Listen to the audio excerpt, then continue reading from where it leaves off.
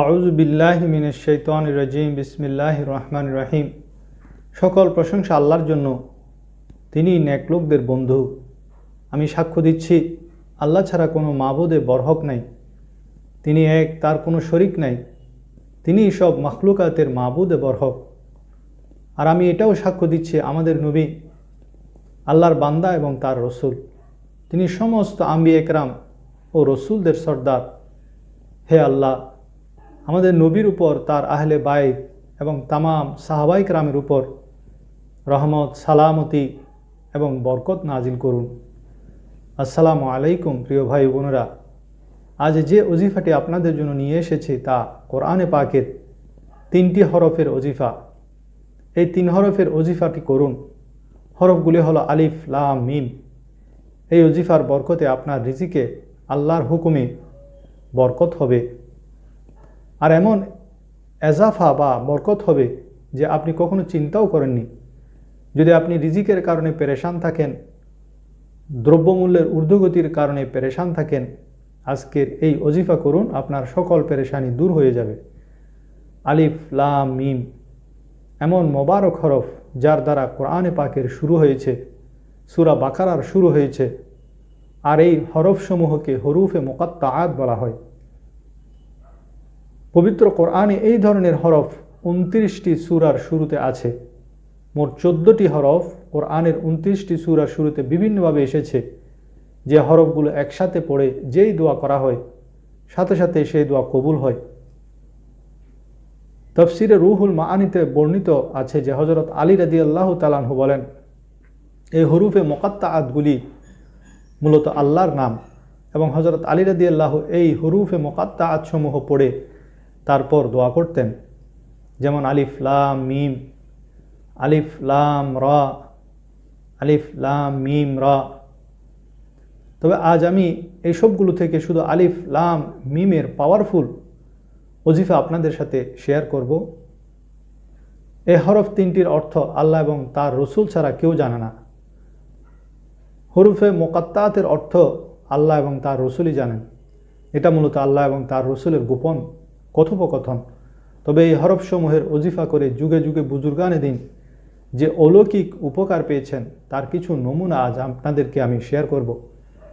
এ ব্যাপারে বিস্তারিত জানার জন্য আপনাদের কাছে অনুরোধ, আজকের আলোচনাটি শেষ পর্যন্ত অবশ্যই শুনবেন এবং উপকৃত হবেন। বন্ধুরা, মনে রাখবেন, মানুষের যত ধরনের পেরেশানি থাকে তা আল্লাহ তাআলাই দূর করেন। চাই সে পেরেশানি টাকা পয়সা বা রিজিকের হোক, অভাব অনটন কিংবা অন্য কোনো পেরেশানি হোক, তাই শুধু আল্লাহর দিকে রুজু করুন। আর এটাই আমাদের প্রিয় নবীর শিক্ষা এবং সাহাবায়ে কেরামের তরিকা। যেমন এক সাহাবীর ঘটনা মশহুর যে তিনি ঘরে এসে জিজ্ঞেস করলেন খাবার কিছু আছে কিনা। জবাব দেয়া হলো যে কোনো কিছু নাই। তখন তিনি ওযু করে মসজিদে 2 রাকাত নামাজ পড়ে দোয়া করলেন, তারপর ঘরে আসলেন।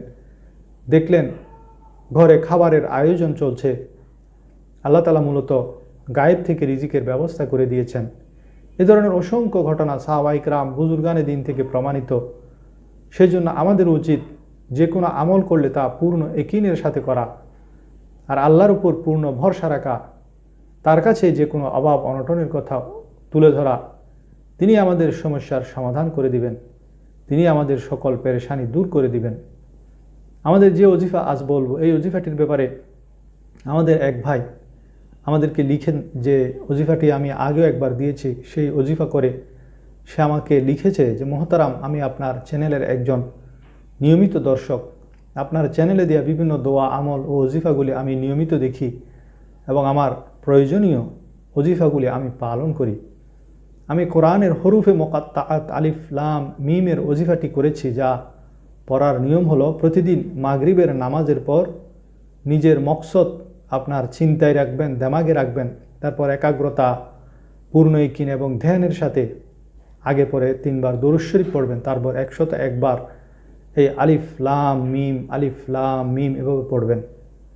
আর এরপর কাকুতি মিনতি করে আপনার মনের সমস্ত মকসদের কথা দোয়ার মাধ্যমে আল্লাহকে বলবেন। এই আমল নিয়মিত করার দ্বারা আপনার কখনো টাকা পয়সার অভাব হবে না। আপনার মালে, টাকা পয়সায় অফুরন্ত বরকত হবে। এবং আপনার সকল দোয়া আল্লাহ তাআলা কবুল করবেন। তেমনিভাবে যাদের শরীরে কোনো দরদ ব্যথা হয়, যা কোনোভাবেই দূর হচ্ছে না, অনেক পুরানো ব্যথা, তাদের জন্য আলিফ লাম মিমের একটি রুহানি চিকিৎসা আছে। তা হলো যে স্থানে ব্যথা হয় সে স্থানে 3 বার আঙ্গুল দিয়ে আলিফ লাম মিম এভাবে আঙ্গুল দিয়ে যে স্থানে ব্যথা সেখানে লিখে দিবেন। যদি ব্যথা না কমে আবার 3 বার লিখবেন ওই স্থানে, যদি তাও না কমে আবার ওই স্থানে 3 বার লিখবেন। মোটামুটি একই সময়ে বা একদিনে 3 বার মোট 9 বার ওই স্থানে লিখবেন। এতে যদি না কমে পরের দিন আবার একই সময়ে আবার এইভাবে আমল করবেন। এভাবে যদি না কমলে এই আমলটি কন্টিনিউ করতে থাকবেন, দেখবেন কয়েকদিনের মধ্যে এই আমলের কারণে আপনার সেই ব্যথা, সেই দরদ সেখান থেকে আল্লাহ তাআলা দূর করে দিবেন। আল্লাহ রাব্বুল আলামিন আমাদেরকে এই সুন্দর সুন্দর ওজিফাগুলো পালনের মাধ্যমে বিভিন্ন উপকার হাসিল করা তৌফিক দান করুন। আমিন।